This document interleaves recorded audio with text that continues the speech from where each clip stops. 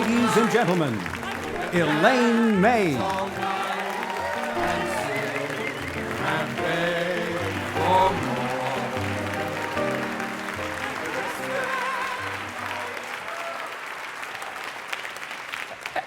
I don't know if I can follow that clip.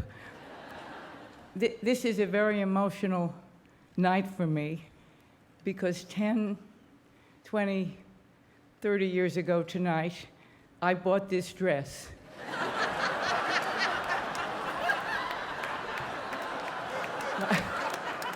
I bought it for Mike's first Lifetime Achievement Award. And at the time, he promised me that from then on, he would only do mediocre work so that I wouldn't be inconvenienced again. And then year after year after year after year, he consistently broke his word. So here I am tonight, and I think that tonight, my speech for Mike will have a Yiddish theme. Because, as Howard said, not only is Mike a wonderful producer, a remarkable actor, a brilliant director, but he's also, he's also really Albert Einstein's cousin. It's true. It's on a show on PBS that is hosted by, I can barely read my hand, Robert Gates Jr. But I have always suspected this because years ago I was leafing through a Gutenberg Bible that Mike keeps on his coffee table, and I found a letter, one page of a letter. It was a letter obviously written by Einstein. I don't know to whom it was written because it was the second page.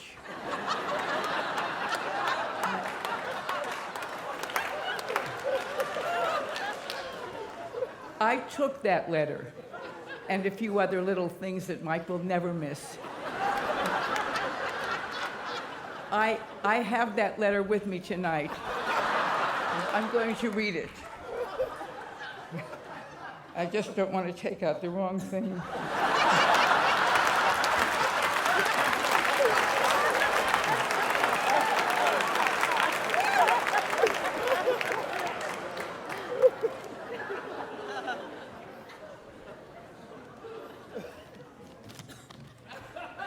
It's the second page. Agitated, I moved away from the dinner party and wandered into the kitchen where little Igor was finishing his mashed potatoes and peas. He ate the peas one at a time. On impulse, I said to him, "How can I explain to dinner guests that relative time equals distance over speed?" Without sounding pedantic.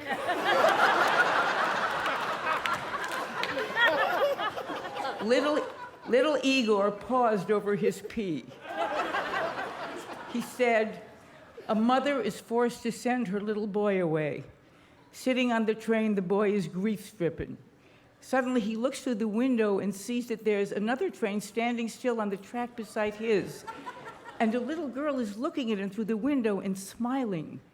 For a moment, the boy's grief is lifted, and he smiles. And then we pull back, and we see the heartbroken mother watching the two trains, which are actually racing away. But to the children smiling at each other through the window, the train seems to be standing still because they are both traveling in the same direction at the same speed." And here Einstein writes, "It was at that moment I gave up my dream of being a director and decided to stay with physics."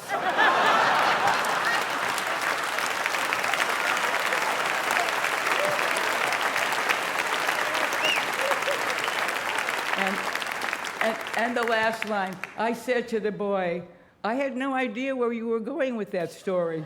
This is as far as this letter goes. But I knew immediately that little Igor was Mike because, of course, I know that his name is Igor. And that's the way he still eats peas. But I, like Einstein, never know where my story is going either. I watch his movies, and I have no idea where they're going to go, and then when they get there, I think, oh, well, yeah, of course.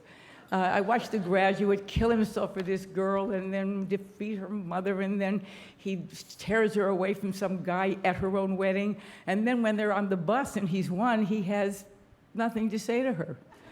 And you think, oh, well, yeah, of course. I mean, if you kept the camera on the prince after he put the glass slipper on Cinderella's foot, what would he say to her? He would say, nice shoes.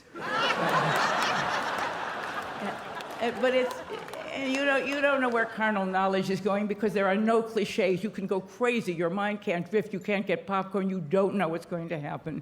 And Working Girl, well, you do know what's going to happen because Melanie Griffith is going to get Harrison Ford, and she's beautiful and he's handsome, and they're both in business, and they have something to talk about on the bus because they're in the market. They're probably one of the corporations that are funding this evening. These scripts are all written by terrific, writers. But if you're a writer, you really want Mike to direct your screenplay because you know that every shot and every costume and every piece of furniture and every shoe and everything you see is going to tell your story and never give it away. I have to go back to my Jewish theme now because I don't want to not be thematic. And here it is. Albert Einstein was a very sad man when he died because he had never achieved a combined field theory, and that's got to be depressing. But